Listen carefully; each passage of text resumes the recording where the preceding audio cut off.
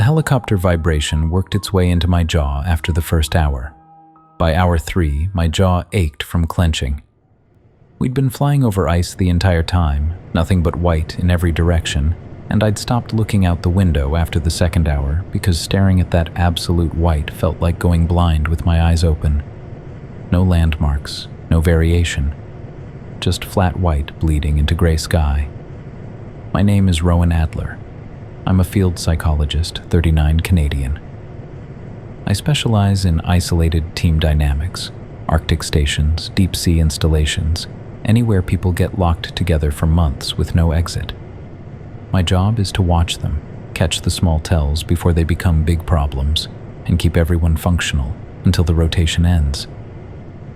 This was supposed to be routine. 6-month assignment at Polaris 13 Research Station, a climate research outpost somewhere in this white expanse. We were the relief team, coming in to replace a crew that had stopped transmitting 11 months ago. 11 months. I kept doing the math. Standard protocol says immediate extraction if a team goes dark. But the weather window had been impossible, one storm after another, and by the time command could authorize a rescue, winter had locked down the entire region.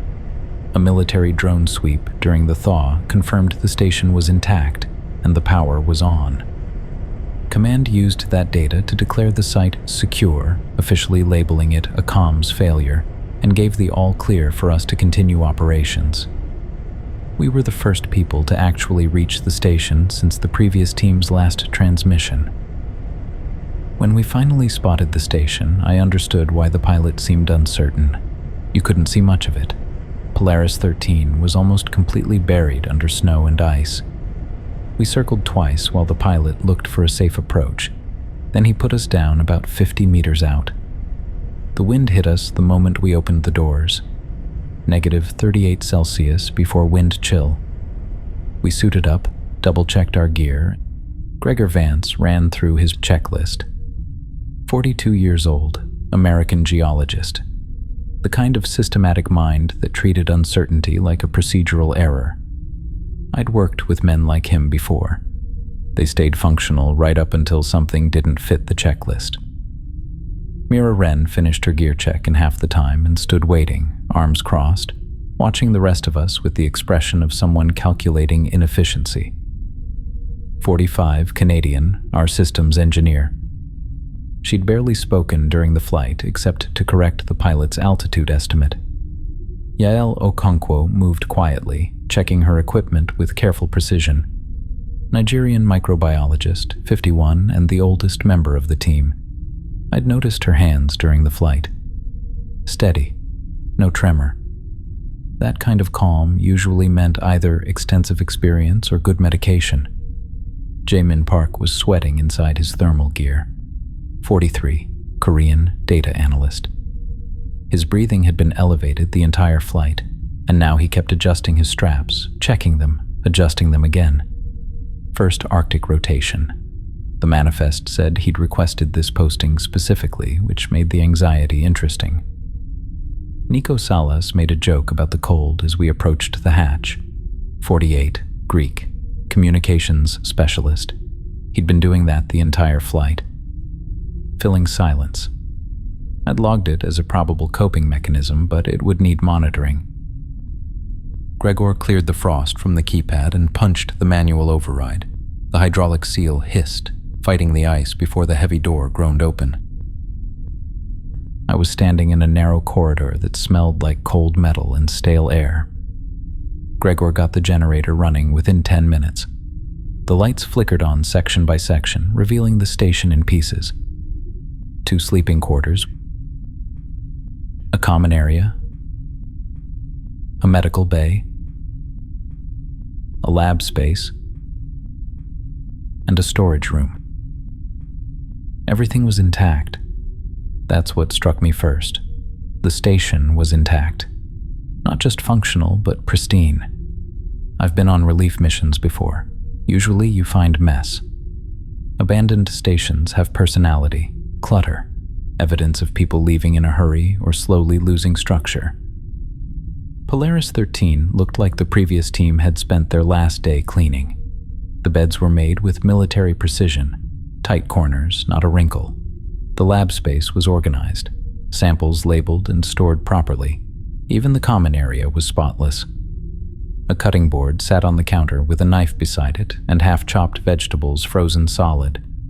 Someone had been prepping a meal and just stopped mid-cut.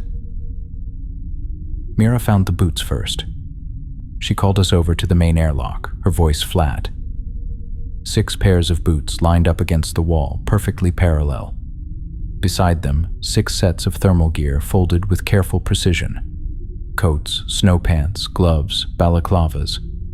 Everything you'd need to survive outside. I crouched down to look closer. The boots were clean. No ice packed in the treads, no wear on the inside from sweaty feet. They'd been removed carefully and placed just so. Gregor radioed mission control, or tried to. The communications array wouldn't align properly.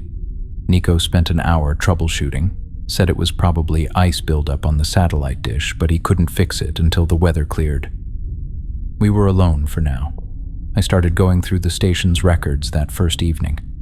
Every mission keeps detailed logs, crew manifests, supply inventories, daily reports.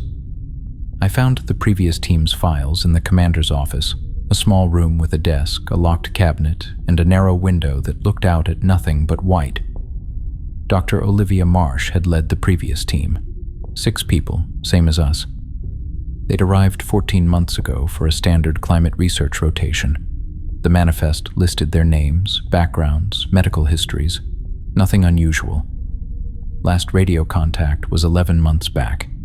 The entry was routine. Everything nominal, conducting scheduled ice core analysis, weather holding stable, next check-in as planned. Then nothing. The official report, filed 3 months later when rescue attempts finally reached the station, listed them as lost during an emergency evacuation. Storm came in fast. They tried to reach a supply cache, didn't make it. But evacuation protocol is clear. You wear your gear. You take emergency supplies. You radio ahead. Why would they leave barefoot? I kept digging through the files, trying to make sense of it. Medical logs, research notes, personnel reviews. Everything was normal right up until the final entries, which stopped abruptly 10 months back. No sign of psychological deterioration. No conflicts, no equipment failures that would force an evacuation. That first night, I couldn't sleep. The station made sounds. Old buildings do that, especially in extreme cold. Metal contracting, wind finding gaps, the generator thrumming in the background. I kept thinking about those boots. 6 pairs, perfectly aligned. I documented 3 separate isolation breakdowns during my career. Panic has a signature. Scattered belongings, half-packed bags, evidence of rushed decision-making. This looked like the opposite, like someone had taken their time. Around 2 in the morning, I gave up on sleep and did a final sweep of the common areas. Just checking, making sure doors were sealed, that the heat was distributing properly. My hands were steadier when I had something to do, old habit from previous rotations. When my brain wouldn't shut off, I walked. I ended up back in Marsh's office. I'd noticed the locked drawer in her desk earlier, but hadn't forced it. This time I did. The lock was simple, and I had tools. Inside was a single USB drive in a plastic case. Someone had written on the case in permanent marker. "Do not." That's all it said. 2 words. Protocol demanded I wait until morning, review it with the team. But I didn't. I pocketed the drive and went back to my quarters. Part of me wanted to understand why Marsh would lock something away with that kind of warning. The other part, the psychologist part, needed to know what state of mind she was in when she wrote those 2 words. Either way, I wasn't going to sleep until I watched it. The drive contained video logs, dozens of them, organized by date. Dr. Olivia Marsh, the previous station commander. I recognized her from the personnel file. Mid-40s, British, geophysicist with 15 years of polar experience. The kind of resume that didn't suggest someone who'd panic and walk into the Arctic barefoot. I started with the earliest entries. Marsh sitting at the same desk. Her first logs were exactly what you'd expect. Professional, methodical, slightly boring. Weather reports, equipment checks, team dynamics assessments. She noted that her microbiologist was adapting well, that her engineer had identified a minor issue with the heating system, that morale was good. I watched her face as she talked. Calm, focused, no signs of stress. Her speech patterns were measured, her eye contact steady. If I'd been reviewing these logs as part of a standard evaluation, I would have marked her as stable. The logs continued like that for weeks. Routine observations, ice core sample analysis, data transmission schedules. Around week 4, something changed in the content, though not in her demeanor. "We've been asked to drill deeper than planned," she said, sitting in the same position, same calm expression. "Authorization came through encrypted military channels this morning. They want ice core samples from 800 meters. That's unusual depth for climate research, but the authorization codes check out. We're beginning the extended drilling tomorrow." I paused the video. 800 meters. I pulled up the current mission briefing on my tablet and scanned through the objectives. Nothing about deep drilling. Our mandate was atmospheric monitoring and surface-level climate data collection, standard research protocols. I resumed the video. Marsh's next few logs covered the drilling operation. Technical details, core sample processing, storage procedures. Still professional, still calm. But I noticed something in her word choice. She kept using phrases like "as directed" and "per instructions," instead of explaining the scientific rationale. That wasn't normal for a lead researcher. Around week 6, she mentioned the basement. "There's a sub-level," she said, and for the first time I saw her glance at something off-camera before continuing. "We found the access hatch under the storage floor while we were moving equipment for the drill. The hatch isn't marked on any of our blueprints. I queried headquarters about it this morning. They said it's decommissioned space, nothing to concern ourselves with. They advised we seal it and continue with our primary objectives." The way she said "decommissioned" made me rewind and watch again. Her tone was flat, too controlled. The kind of vocal pattern people use when they're repeating something they don't quite believe. I checked the timestamp. Week 6 was 5 months before the last transmission. I had months of logs left to watch. The next entry that mentioned the sub-level was 2 weeks later. Marsh looked the same position, but her phrasing had shifted. "Jensen went down to the basement yesterday," she said. Jensen would have been her systems technician based on the manifest. "He was gone for about 40 minutes. When he came back, he didn't want to talk about what he saw. He's been different since then, quieter. He keeps saying there's nothing bad down there, just us." I asked him what that meant. He said I'd understand if I went down myself. She paused, looking directly at the camera. "I don't think I want to understand." But she did go down. They all did. The next relevant log was marked week 10. "The drill hit something at 790 meters this morning. Not rock, not ice. The bit came back warm. At that depth, in this environment, nothing should be warm. We ran diagnostics on the equipment. Everything checked out. We pulled up the core sample. It's being stored with the others, but it's different. The ice has a cloudy quality, and there are dark striations running through it. I've never seen anything like it." I could hear something in her voice now. Not panic. More like fascination, mixed with unease. Her hands moved slightly as she spoke, adjusting papers on the desk that didn't need adjusting. Week 12. 3 of them had been down to the basement by this point. "There are containers down there," Marsh said, and now her voice was quieter, like she was trying not to be overheard. "Military grade, labels in Russian and English, biohazard symbols. Some are open, some are empty. I think we weren't the first team here either. I think whatever we're supposed to be doing up here, the real work happened down there decades ago." She leaned closer to the camera. I sent an encrypted query to command asking about the basement's history. They told me to focus on my assigned research and stop asking questions about decommissioned facilities. They used the word decommissioned again. But if it's decommissioned, why are the containers still there? Why is everything still powered? Week 14. Her face had changed by then. Still composed, but there was something in her eyes. Distant. We all went down yesterday, all 6 of us. We all saw it. I can't describe it clearly.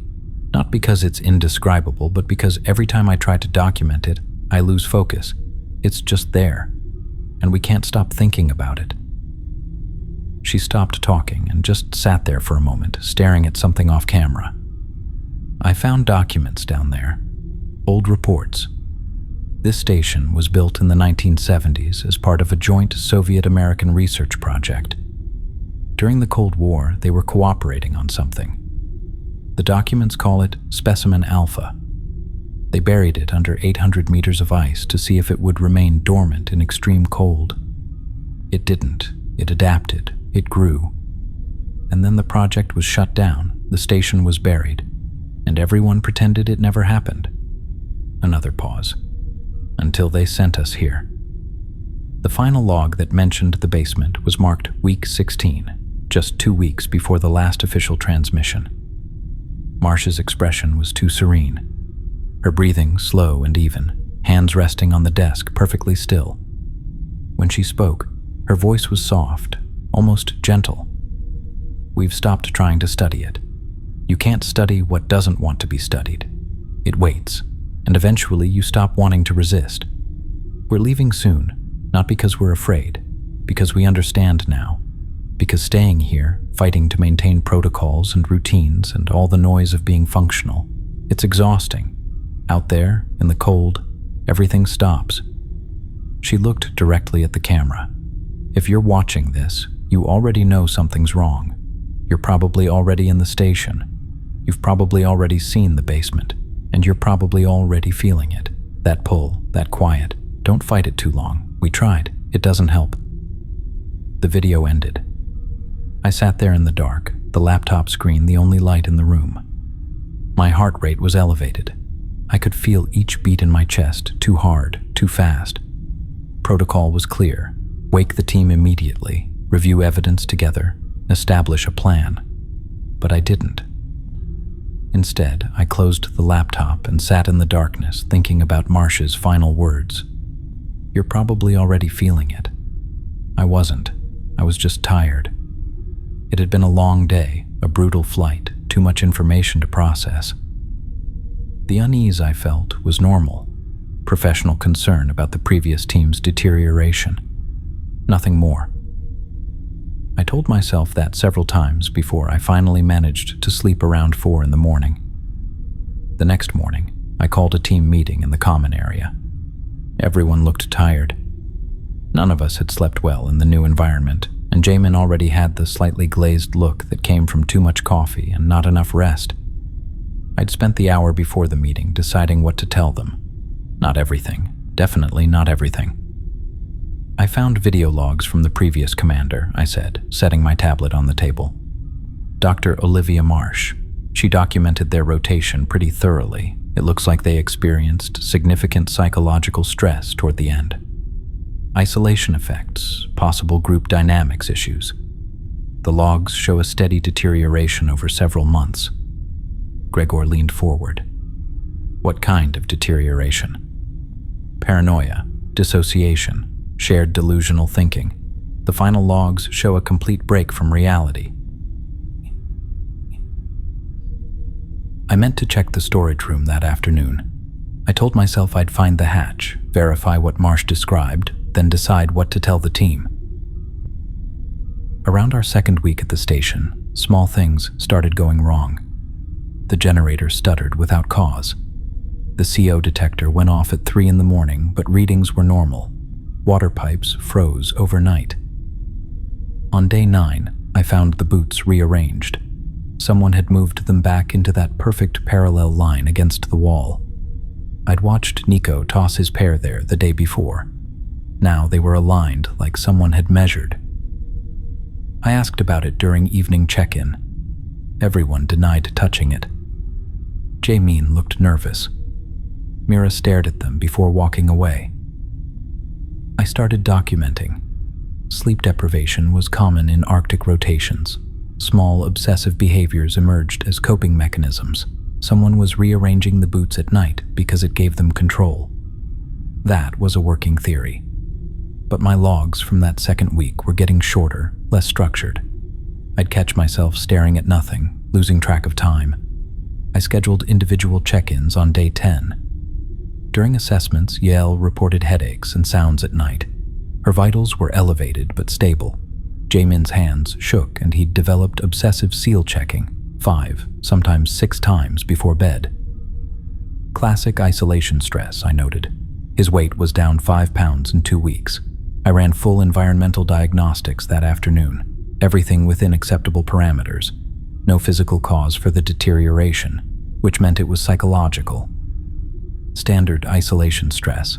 I'd seen it before on other rotations. The symptoms fit the profile, mostly.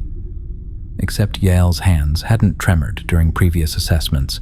Jae-min's obsessive counting had started too early in the rotation, and I was having trouble concentrating on my own documentation, losing my train of thought mid-sentence.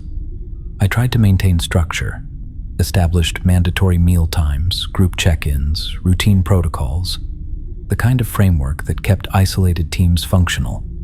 But I noticed people were avoiding eye contact during meetings, sitting farther apart.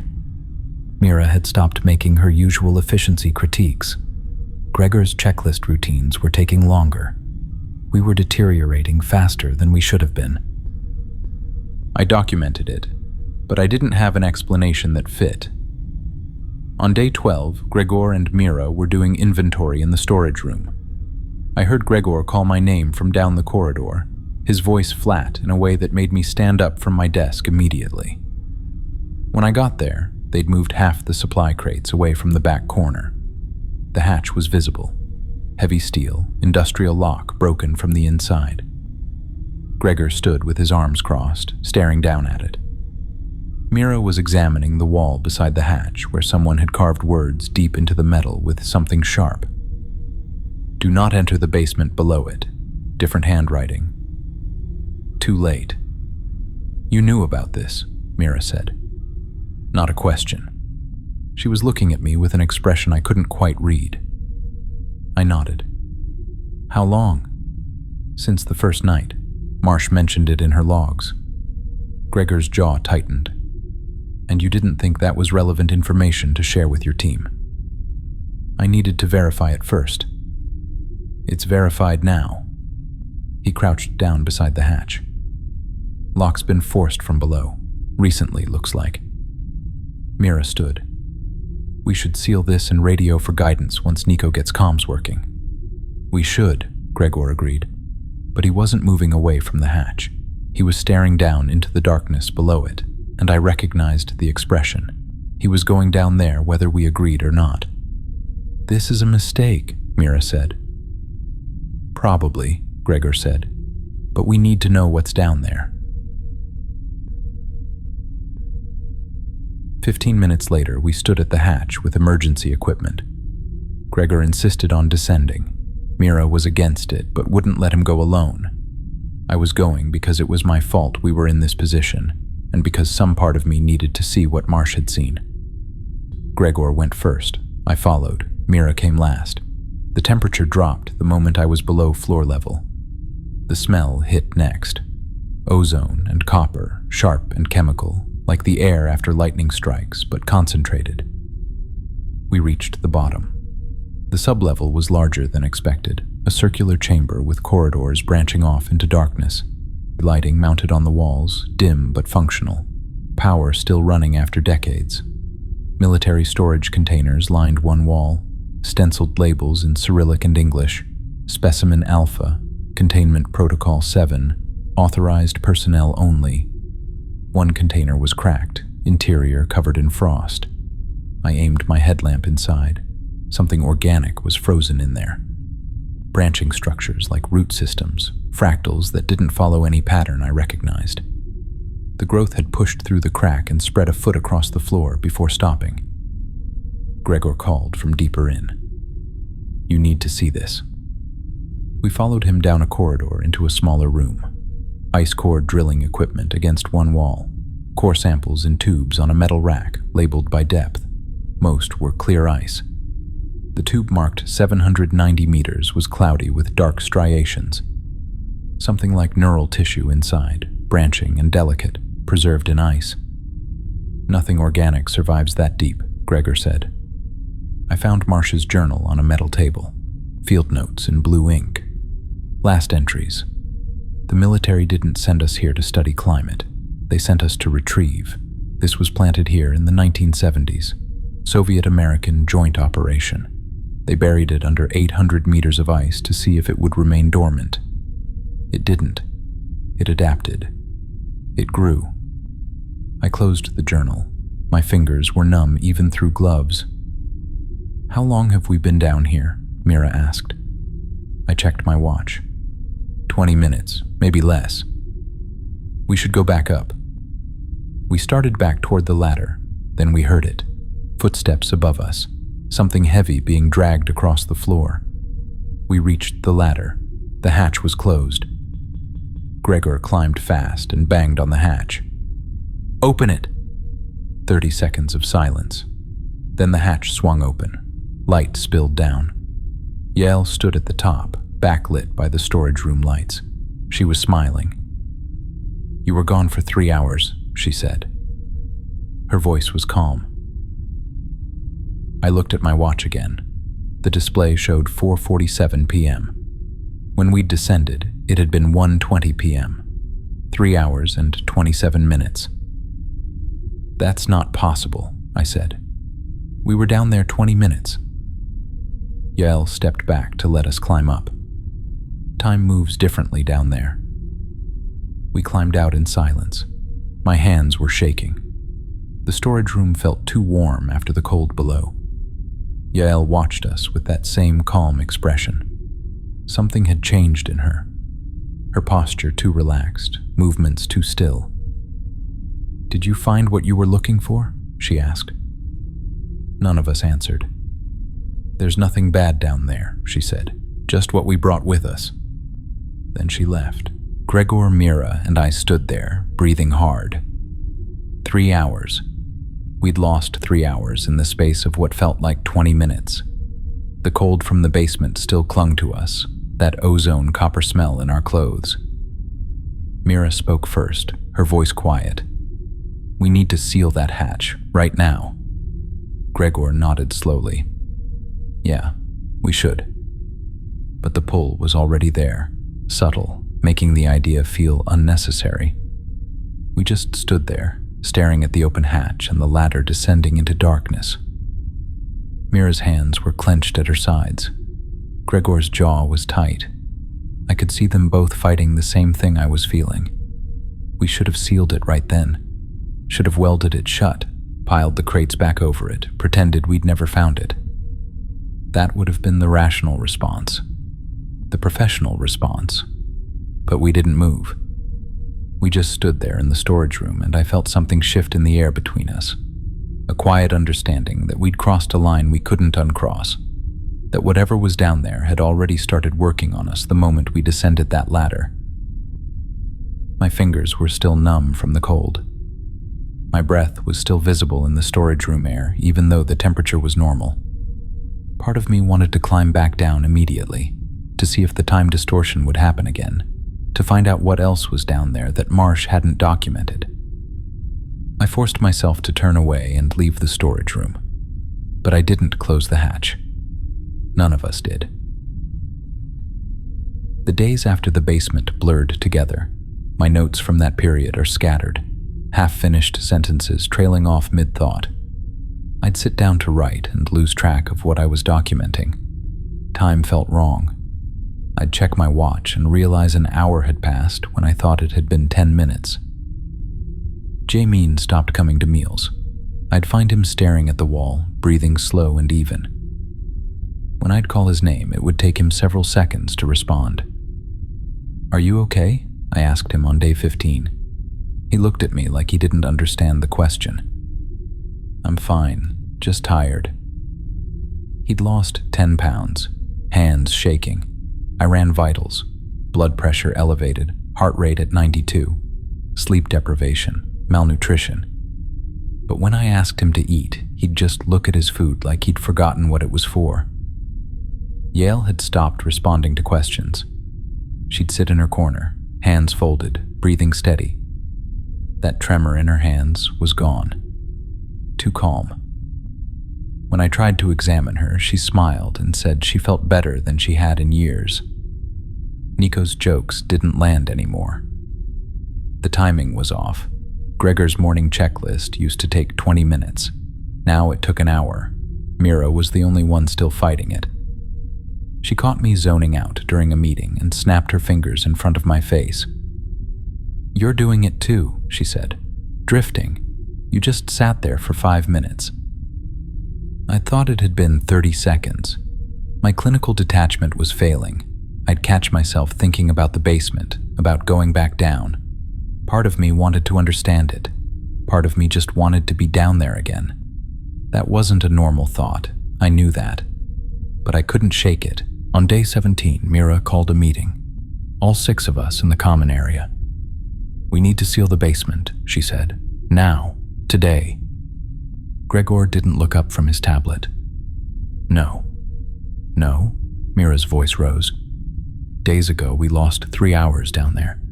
Since then, everyone's been deteriorating. Jae-min can barely function. And you want to keep it open? We need more data. We know enough. The previous team walked out barefoot. They died. We're next if we don't seal it." Gregor looked up, too calm. "You're being irrational. We maintain protocol. We wait for extraction. The comms are down. We have no extraction window. We're alone here with that thing." But I just sat there, couldn't form the words. Yale spoke from her corner. "Sealing won't change what's happening." Mira's hands shook. "Then we radio for emergency extraction." "Backup system is down too," Nico said. "Both arrays offline." The meeting ended without resolution. Mira walked out. Gregor went back to his tablet. I failed to push for the seal, failed to side with Mira. Part of me agreed with Gregor. We needed to understand it. That thought scared me more than anything else. That night, I woke to sounds. Footsteps in the corridor, the metal clang of the storage room hatch. I checked the security monitor from my quarters. The feed was grainy, timestamp showing 2:47 a.m. Someone was descending the basement ladder. The angle was wrong to see who, just a dark shape moving down into the sublevel. I was so tired. I told myself I'd check in the morning, that it was probably just Gregor collecting more samples. I fell back asleep. Morning came too fast. I woke disoriented, couldn't remember where I was for several seconds. Checked my watch. 9:15 a.m. I'd slept through breakfast. I went to the common area. Everyone was there except Jae-min. His bunk was empty. His jacket was gone. "Has anyone seen Jae-min?" I asked. Everyone shook their heads. I pulled up the security footage on the common room monitor. Rewound to last night, 2:43 a.m. Jae-min's door opens. He walks down the corridor, moving slow but purposeful. Enters the storage room, 2:44 a.m. Storage room camera shows him descending the basement ladder. His expression is calm. The footage continues. 2:44 a.m. becomes 3 a.m. becomes 4 a.m. The hatch stays open. No one comes back up. "He's still down there," Gregor said, looking over my shoulder. We geared up. All 5 of us this time. Mira insisted on bringing rope and emergency supplies. We descended the ladder together. The basement was colder than before. Our breath came out in thick clouds. The smell of ozone was stronger. "Jae-min," I called out. My voice echoed off the ice walls. Nothing. We spread out, searching the main chamber, the corridors, the room with the core samples. No sign of him. His jacket was on the floor near one of the containers. Nothing else. Then Gregor found it. Against the back wall of the farthest corridor, a hole, small, maybe 2 feet in diameter, dug into the solid ice. Fresh ice shavings scattered on the floor around it. Hand tools nearby. An ice pick and a small shovel from the station supplies. The hole went back about 3 feet. Then, solid ice. I aimed my headlamp into it. Just ice. No passage, no cavity, nothing.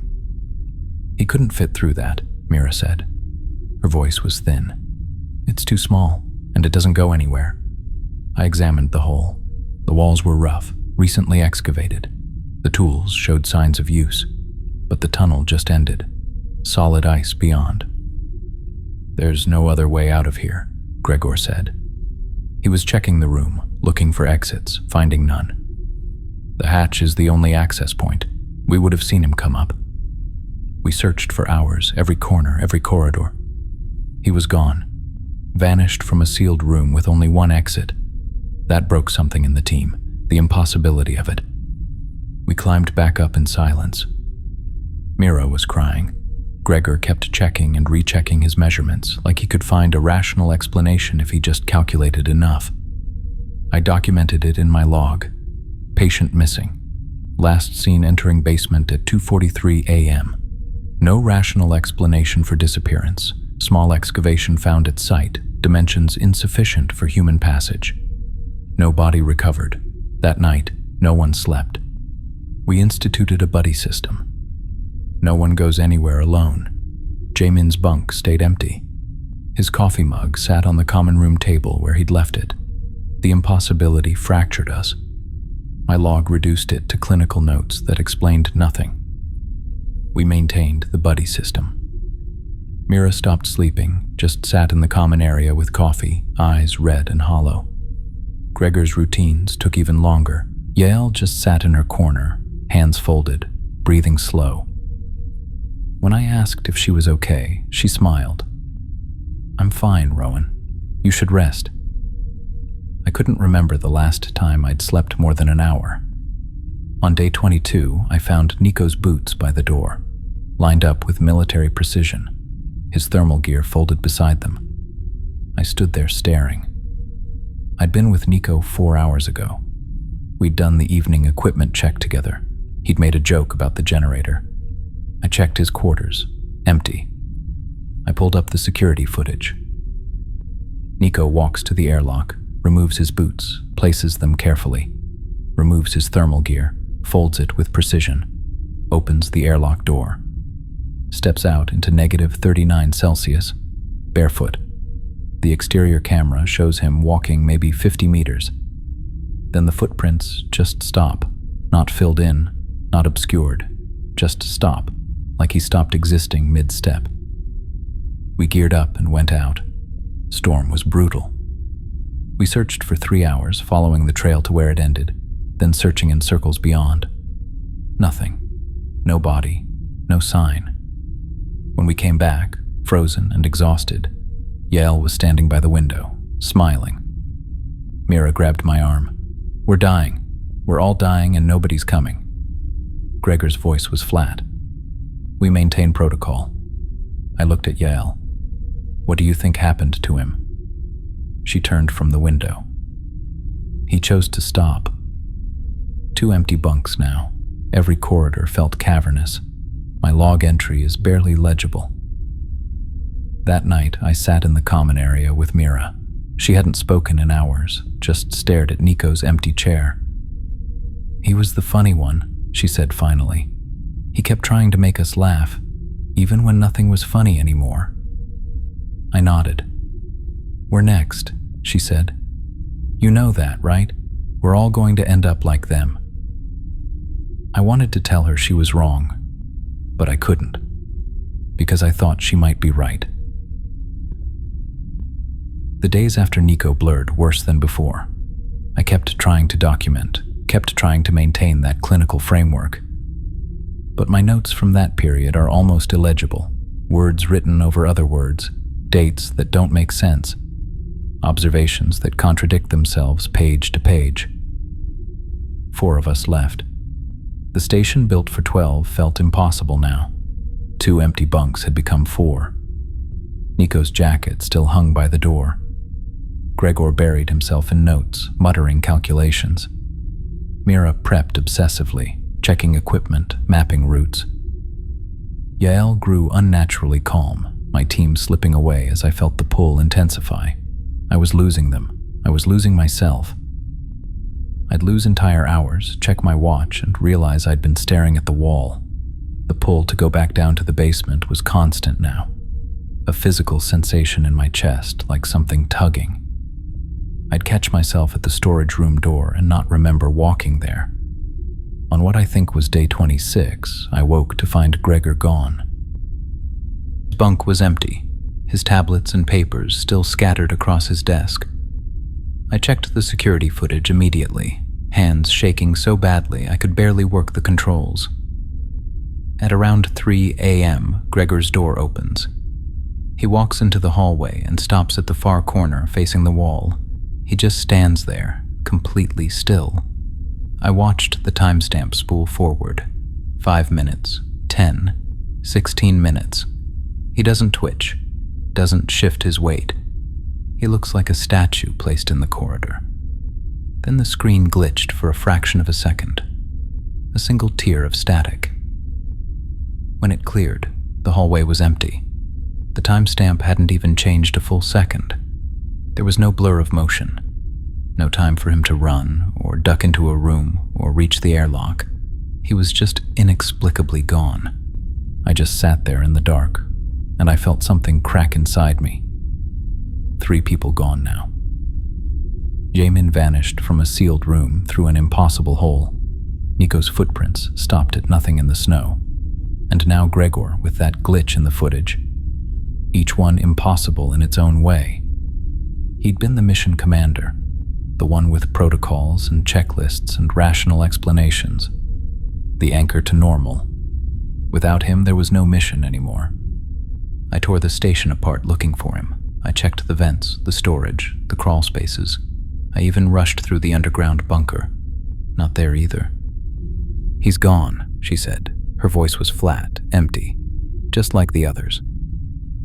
I was sitting at the table, my medical tablet in front of me. I'd already documented it. Time of departure estimated between 2 and 3 a.m. based on security footage. Bare footprints leading out into the snow. Another data point. Mira turned to look at me. "Aren't you going to say something? Give me some professional assessment about grief response or trauma processing? What do you want me to say?" "I don't know. Something. Anything." Her voice cracked. 4 people are dead, Rowan. Jamin, Nico, Yael, Gregor. They're all gone, and we're just sitting here." "I know." "Then why aren't you—" She trailed off, her brow furrowing. Not in anger, but in confusion. Like she was trying to solve a math problem with half the numbers missing. "You're not even crying. You've watched 4 people die, and you're just sitting there." I looked down at my hands. "I'm trying to keep it together, Mira. If I crack, we both go under." "No." She shook her head slowly. Her voice wasn't sharp anymore. It was dull, heavy. "It's not that. It's like you're not even here." I didn't answer. I just held her gaze, keeping my face perfectly still. Mira stared at me for a long moment. Then the confusion just evaporated. The tension in her shoulders dropped. The spark in her eyes, dim as it was, finally went out. "It doesn't matter," she whispered. "Mira, I'm tired, Rowan. I'm just so tired." I stood up. "You're exhausted. You need rest. Let me—" "No." She held up one hand. "I don't need rest. I need this to be over." She walked toward her bunk, moved slowly like someone much older, sat down on the edge of the bed and stared at the wall. "Mira, listen to me. You're experiencing acute stress response. It's temporary. If you can just—" "I can't." She looked at me and her eyes were empty. I can't do this anymore. The weight of it, every breath, every heartbeat, it's all so heavy. How do you stand it? You just do. You keep going. You survive. Why? She wasn't asking me. She was asking herself. Why keep going when it's all so exhausting? I watched her sit there, watched the same transformation I'd seen in the others, the calm settling over her face, the tension leaving her shoulders, the moment when resistance became acceptance. I'm going outside, she said. No, Mira, no, I'm not asking permission. She stood up, moved toward the airlock with steady purpose. I'm just telling you, so you can document it properly. I followed her. Please, just wait. Just think about this. I have been thinking about it. She removed her boots, placed them carefully in line with the others, all perfectly aligned. For days, and I'm done thinking. I'm done fighting. I'm done pretending this is survivable. She started removing her thermal layers, folded them neatly beside the boots. Mira, you don't have to do this.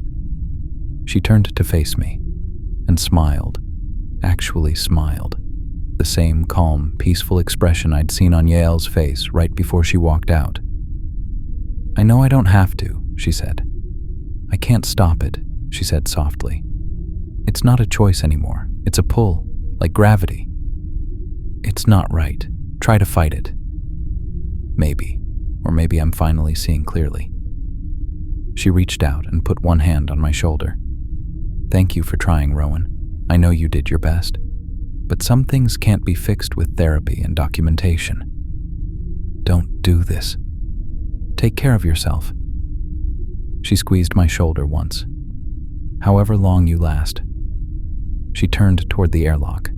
I reached for her arm. Mira, please.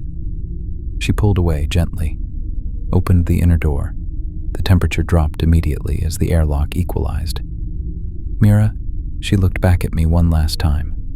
It's okay. Really, I'm not scared anymore. She stepped into the airlock, opened the outer door and walked out into the snow. I stood at the window, watching her figure move away from the station, barefoot, no gear, walking steadily, 50 meters, 60, 70. Then she was gone.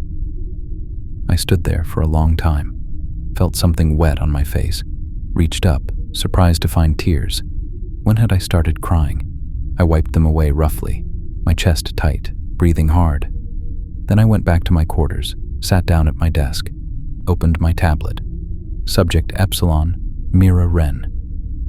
Time to conversion, 28 days. Final departure, 6:34 a.m. Behavioral pattern consistent with previous subjects. Vaccine efficacy confirmed through observer immunity. Data collection complete. I closed the tablet and pulled the satellite phone from my pack, the encrypted military frequency, the one they'd given me before deployment with one instruction: call when the mission is complete. I powered it on, sent the pre-programmed message. Mission success, all subjects converted, ready for extraction. The response came back within 30 seconds. Extraction authorized, ETA 6 hours. I sat back in my chair. It was done. 4 weeks of documentation, 5 subjects successfully converted. My own immunity confirmed through repeated exposure, everything they'd needed to prove the vaccine worked. 6 hours until extraction.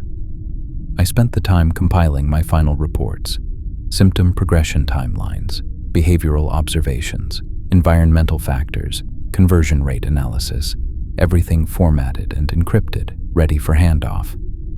At 12:47 a.m., I heard it. Rotors, my heart pounding with relief. The helicopter was landing 50 meters out, military model, unmarked. Finally, this was over. 4 figures emerged. The pilot stayed at the controls, rotors running. 3 others jumped out, 2 heavily armed men in tactical gear and hazmat suits, and a 3rd figure, slightly taller, clearly in command. All wore sealed protective equipment, full containment protocol. They moved toward the station with purpose, carrying equipment cases. I waved, started toward them. Here, I'm ready. The lead figure, the boss, gestured.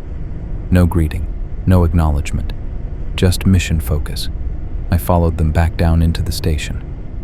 The data is compiled. Everything's ready for transfer. How long until we extract? The boss moved past me toward the storage room without responding. The two armed men followed, their weapons held ready, scanning the station like they expected threat, as if 5 dead civilians and 1 psychologist were dangerous. "Hey, did you hear me? I'm ready to go. I have all the documentation." "Basement first," the boss said. His voice was flat, professional, American accent. He was already descending through the hatch into the sublevel. The two armed men positioned themselves at the hatch, covering the descent. I waited at the top of the ladder, suddenly aware of how carefully they were treating this. I heard them moving around below, equipment cases opening, the sharp sound of metal on ice, systematic collection. They knew exactly what they were looking for. 20 minutes later, they emerged carrying 3 sealed containers, ice core samples visible through reinforced transparent casing, the organic growth from the cracked containers. Everything from the basement, carefully packaged and labeled. "That's everything?" the boss said into his radio. The pilot's voice crackled back. "Affirmative. Primary specimen secured. Secondary samples secured. Proceed to extraction." Relief flooding through me. This was it. Finally leaving this place. Finally going home. We emerged onto the surface. The wind hit immediately, minus 40 degrees, but I didn't care. The helicopter's rotors were still running, kicking up snow. The two armed men loaded the containers into the cargo hold with careful precision, securing them with straps. I started toward the helicopter, reaching for my pack with all my documentation. The boss stepped in front of me. "Dr. Adler, the comms unit." I blinked, confused, then realized he meant the satellite phone. "Oh, right." I fished it out of my pocket and handed it to him. "Battery is at 40%. Encryption held up fine." He took the phone, slid it into a pouch on his tactical vest. Then he put a hand on my chest. "Stop there." I stopped, looked down at his hand, then back up at his face shield. "What?" "Step back from the aircraft." The words took a moment to process. What?" "Step back, Dr. Adler. I need to board. The mission is complete. I called for extraction." "The specimens have been extracted." He gestured to the containers being secured in the cargo hold. "Mission complete." "I'm not a specimen. I'm the observer. I documented everything. I need to debrief. I need to..." "Your documentation was transmitted via satellite link. Real-time upload throughout the mission. We have everything we need." Something cold dropped through my stomach. "You're saying I'm not coming with you?" "Correct." "That's not..." "I completed the mission. I did everything you asked. 5 subjects converted within 30 days. Vaccine efficacy confirmed through my immunity. I have comprehensive behavioral data. We know. Your work was exemplary." His hand was still on my chest, keeping distance between me and the helicopter. "The experiment is a complete success." "Then let me on the helicopter." One of the armed men had climbed into the aircraft. The second stood near the door, weapon casually ready. Not pointed at me, just present. "Dr. Adler, you've been exposed to specimen alpha for 28 days. You've exhibited 0 conversion symptoms due to the NSP7 vaccine, but..." "Exactly. I'm immune. The vaccine works. That's what you needed to confirm. And you confirmed it. But you're also a witness to an unauthorized bioweapon test conducted on civilians without informed consent. 5 people are dead. You documented their deaths while knowing what was killing them." My hands started shaking. I signed the NDAs. I understood the security requirements. "I won't say anything." "You won't say anything because you won't be there to say it." His voice remained professional. 6 families have been notified their loved ones died in a tragic helicopter accident during routine extraction. Memorial services have been held. Official investigation concluded. Everyone died, Dr. Adler, including you. Wait. Extracting you would require explaining why the psychologist mysteriously survived when everyone else died. It would require testimony, depositions, questions we can't answer without exposing Project Phoenix. I tried to step forward. His hand pressed harder against my chest. The armed man near the door shifted his stance slightly. You can't just leave me here. The station has generator fuel for 14 more days. After that, interior temperature will reach lethal levels within 6 hours. You'll have the same choice the others did. He turned toward the helicopter. We recommend you make peace with your situation. I documented their deaths. I let them die. I did exactly what you asked. And we appreciate that. Your data will be invaluable for future deployments. He climbed into the helicopter. The second armed man followed. But the weapon is viable now. The vaccine is confirmed. Strategic pacification operations can proceed. Your contribution is complete. The boss settled into his seat, began strapping in. Your part is done, Dr. Adler. You're one less loose end. I ran forward. The door slammed shut. I could see all three of them through the window now. The boss, the two armed men, all strapping in, checking equipment, not looking at me. I banged on the door with both fists. You can't do this. I helped you. I'm a person. The helicopter lifted. I held onto the door handle as long as I could, felt my grip break as it rose. The downdraft hit me, knocked me backward into the snow. I lay there, staring up at it as it climbed. Watched it turn south. Watched it disappear into the gray sky. The sound of the rotors fading. Then gone. Silence. I was alone on the ice, staring at empty sky. They'd taken the specimens. They'd taken my phone. They'd taken my data. They'd left me to die. I don't know how long I lay there in the snow. Long enough for the cold to start seeping through my gear. Long enough for my hands to go numb. Then I stood up, climbed back down through the hatch into the station. Then I stood up, climbed back down through the hatch into the station. The lights were still on, the generator still humming. Everything exactly as it had been, except now the station felt huge, cavernous, empty. 7 empty bunks, 7 pairs of boots lined up at the airlock door. I sat down in the common room, stared at nothing.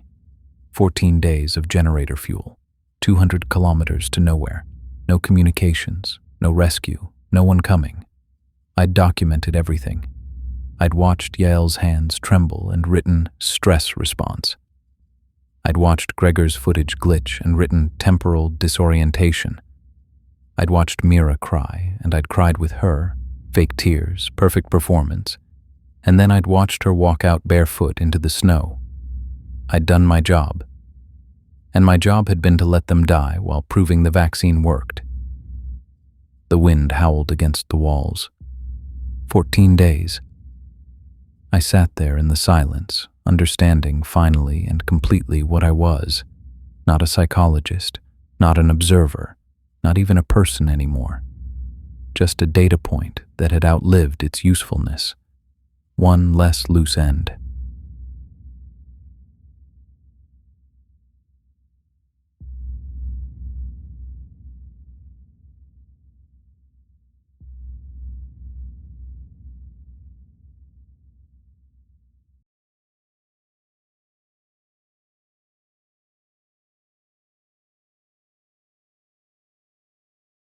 Big thanks for spending your night here. If you're looking for more chills, hit that subscribe button and welcome to the Nocturnal Crew. Drop your thoughts in the comments and what you'd like to hear more of, and I'll catch you in the next one. Take care.